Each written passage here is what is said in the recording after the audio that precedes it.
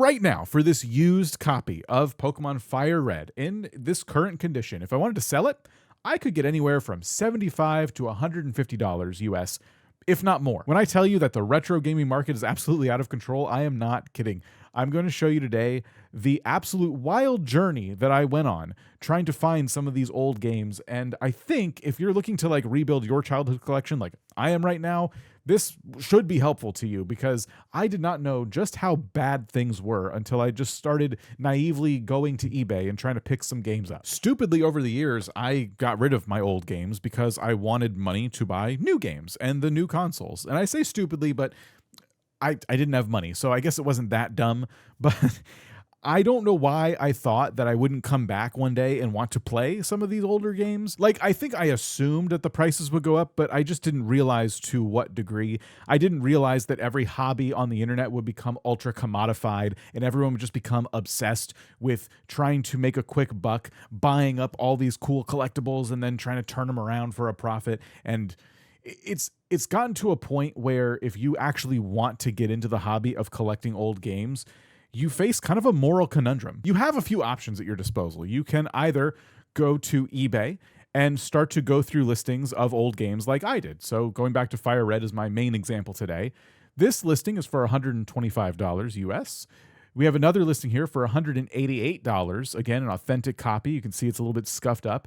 And then we have another one here for $240, again, claiming to be an authentic copy. They have good, positive feedback. And if you're thinking, well, there's absolutely no way anyone would pay these types of prices for a game this old, you would be wrong, because if you go to the completed listings on eBay, you see that they've been selling for a wide range of prices. But what's this? This one sold for $24.50. Well, what's the problem? Just look a little bit harder, Dan. And I did. This game right here for $24.50 isn't necessarily an authentic copy, because if you do happen to want to buy retro games, you can get them for a decent price. Let me show you what I learned. This one right here is $20 USD. You might be looking at that cartridge and thinking that looks suspiciously new compared to some of the other listings that we saw. And that is because this is not an authentic copy. And in fact, if you scroll down to the description, the seller will tell you that this is not a vintage collector's item. There's all kinds of terms they'll use. They'll say it's non-OEM. They have all kinds of like sneaky bits of language in there. But this is a whole market unto itself that exists, at least on eBay and probably other parts of the internet as well. That is option 2. Literally, you can buy bootleg games. So you can spend potentially multiple hundreds of dollars, or you can go to the bootleg folks who are selling the games kind of at the prices they used to be at. Like, I got my copy of Fire Red for $23.99 when it was new, and I'm covering the sticker intentionally because I don't know if the store would dox me or anything. $24 when I got this, and I think I got it new. It could have been a used copy, but yeah, I don't know. The box is gonna look old either way. I literally do not remember, and I got it in 2007 apparently. So I got this game at basically the prices you can get it at. You can get it for cheaper than what I paid for it if you go the bootleg route. So overpriced authentic cartridges you probably shouldn't be buying. Those are 2 options. What's your third option? Well, you can go the route of the online retailer who specializes in retro games. And let's go to one that everybody talks about, DK Oldies. As you can see here, right now they have Fire Red for $235 US. The cartridge is, selected right now in good condition. They don't have a cosmetically flawed one right now. And yeah, this is certainly an option. I always like to compare their prices to other retailers that are a little more popular, like GameStop. And GameStop always has these games listed at a much more reasonable price. The problem is when you go to like verify your address and try to like actually go through with the sale, 100% of the time it tells you that it's not in stock.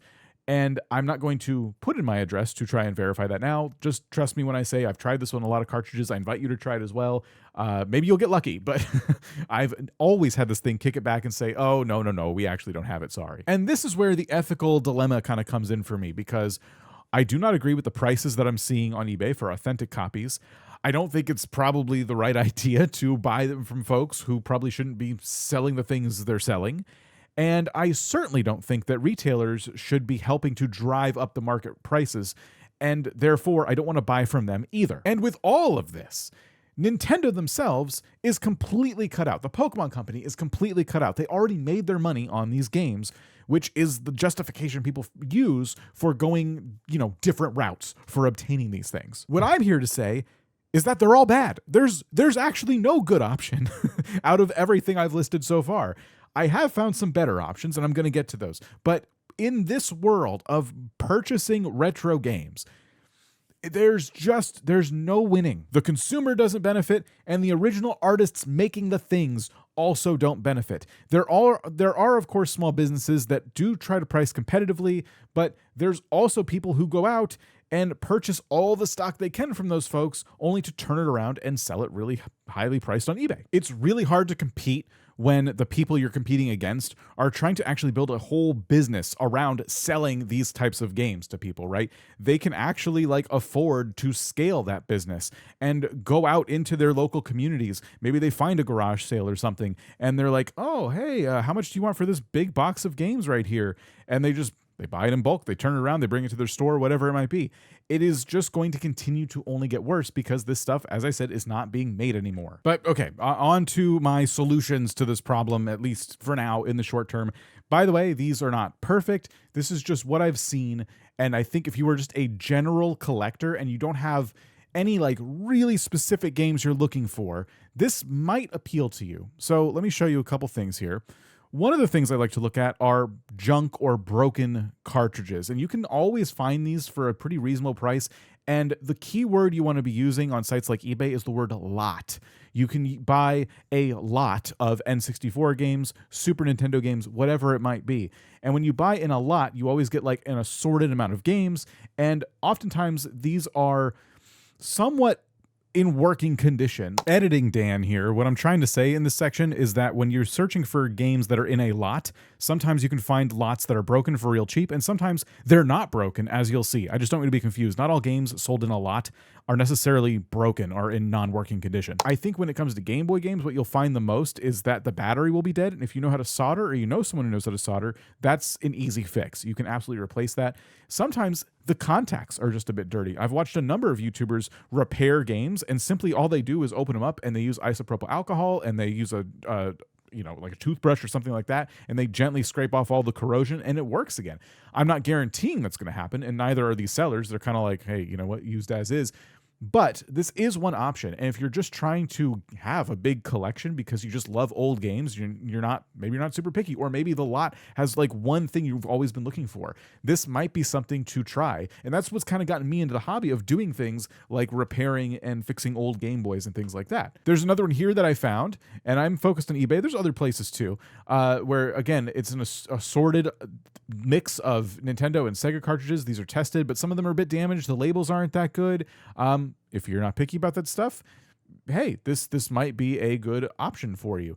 And then I wanted to show you a comparison. What if you wanted to buy just one game versus that same game in kind of a lot of games? And one here was Donkey Kong 64. Now, this one is priced pretty high because it comes with a box, which is a big deal. Not a lot of people have these big, chunky N64 boxes laying around anymore. I'm not even clear. I didn't really look at the description. I don't even know if it has the expansion pack or anything that's kind of necessary for this particular game. But anyway, $125, or if you get this lot of 15 authentic N64 games, it's $190. And Donkey Kong 64 is included amongst some other games. Pokemon Snap is in this one. That's an amazing game. Excitebike is fun. Some of these, I'll admit, I've never played. Wave Race is cool. But yeah, some of these I would never touch.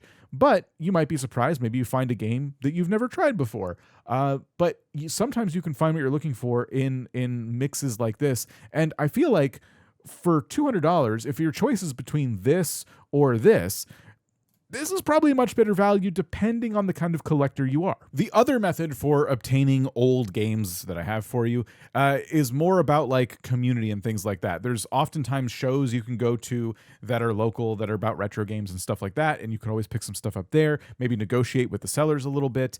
Of course, there's garage sales and things like that.